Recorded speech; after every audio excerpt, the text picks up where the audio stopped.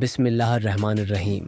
السلام علیکم۔ آج کا موضوع 7 ہجری 628 عیسوی غزوہ خیبر مکمل ویڈیو ملاحظہ کریں۔ غزوہ خیبر کی مکمل داستان ایک ایمان افروز اور تاریخی حقیقت پر مبنی ابتدا۔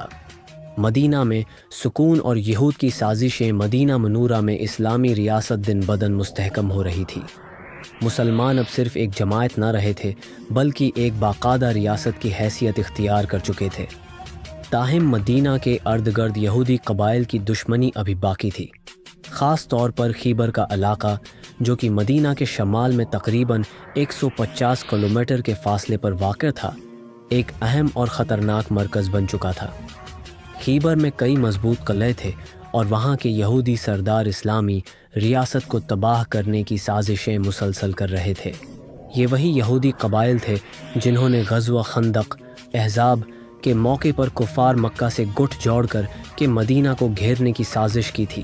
اللہ تعالیٰ نے اس موقع پر مسلمانوں کی مدد کی اور دشمن ناکام ہوا، مگر یہودیوں کی چالیں جاری رہیں۔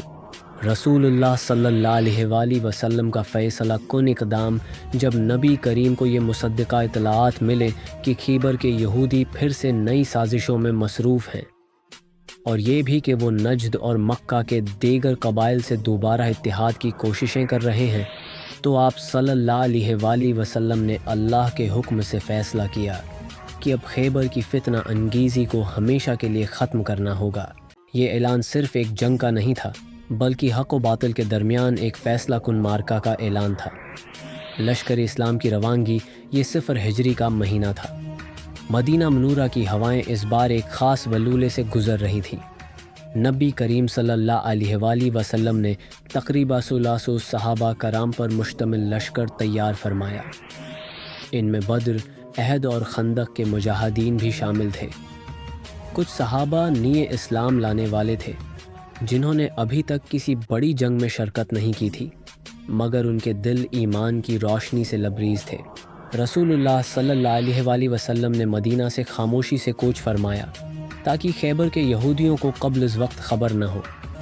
آپ نے حضرت سباب بن رفتہ کو مدینہ کا نگران مقرر کیا اور لشکر خیبر کی طرف روانہ ہوا۔ خیبر قلعہ بند دشمن کا مرکز خیبر اس زمانے میں بے حد طاقتور اور قلعہ بند علاقہ تھا۔ یہاں 10 بڑے قلعے تھے جنہیں لوہے اور پتھروں سے اس انداز میں بنایا گیا تھا کہ دشمن کی رسائی ممکن نہ رہے۔ ہر قلعہ ایک علیحدہ فوجی مرکز کی حیثیت رکھتا تھا۔ سردار کنانہ بن ربیع اور سلام بن مشکم جیسے عیار اور چالاک رہنما مسلمانوں کے سخت دشمن تھے۔ جب لشکر اسلام خیبر کے قریب پہنچا تو یہودیوں کے لیے یہ ایک چونکا دینے والا جھٹکا تھا۔ وہ صبح اپنے کھیتوں میں کام کرنے نکلے اور اچانک دیکھا کہ اسلامی لشکر ان کے قلعوں کے باہر آ چکا ہے۔ انہوں نے قلعوں میں پناہ لے لی۔ محاصرہ کا آغاز نبی کریم نے خیبر کے مختلف قلعوں کا محاصرہ شروع فرمایا۔ پہلا قلعہ نتا تھا، پھر شتیب، کتیبہ، نائم، قموس اور دوسرے قلعے۔ ہر قلعہ مضبوط، اونچا اور خوراک سے بھرا ہوا تھا۔ مسلمان کئی دنوں تک مسلسل محاصرہ کرتے لیکن دشمن سخت مقابلہ کرتا۔ حضرت علی کی شجاعت کا مظاہرہ قلعہ قموس سب سے مضبوط قلعہ تھا، جہاں سردار مرہب موجود تھا جو ایک زبردست یہودی جنگجو مانا جاتا تھا۔ اس سے پہلے کئی صحابہ نے قلعے پر حملہ کیا لیکن کامیابی حاصل نہ ہو سکی۔ رسول اللہ نے فرمایا، کل میں یہ جھنڈا اس کے ہاتھ میں دوں گا جسے اللہ اور اس کا رسول دوست رکھتے ہیں اور وہ اللہ اور رسول سے محبت کرتا ہے۔ صحابہ پوری رات اس امید میں جاگتے رہے کہ جھنڈا کس کو ملے گا۔ صبح ہوئی تو رسول صلی اللہ علیہ وآلہ وسلم نے حضرت علی بن ابی طالب کو بلایا جو اس وقت آنکھوں کے درد میں مبتلا تھے۔ آپ صلی اللہ علیہ وآلہ وسلم نے اپنا لعاب دہن ان کی آنکھوں پر لگایا اور وہ فوراً شفا یاب ہو گئے۔ حضرت علی نے اللہ کا نام لے کر قلعے کی طرف رخ کیا۔ مرہب مقابلے پر آیا اور اکڑ کر اشعار پڑھنے لگا۔ حضرت علی نے جواباً فرمایا، میں وہ ہوں جسے میری ماں نے شیر کہا تھا۔ پھر ایک زوردار حملہ کیا اور مرہب کو قتل کر دیا۔ یہ قلعہ مسلمانوں کے ہاتھ آ گیا۔ اس دن خیبر کی فتح کی نوید پورے لشکر میں گونج گئی۔ فتح خیبر ایک عظیم کامیابی، ایک کے بعد ایک قلعہ فتح ہوتا گیا۔ یہودی پسپا ہو کر صلح پر آمادہ ہو گئے۔ رسول اللہ نے ان کے ساتھ معاہدہ فرمایا کہ زمین اللہ اور اس کے رسول کی ہے، یہودی اس پر کاشتکاری کریں گے، فصل کا آدھا حصہ مسلمانوں کو دیں گے۔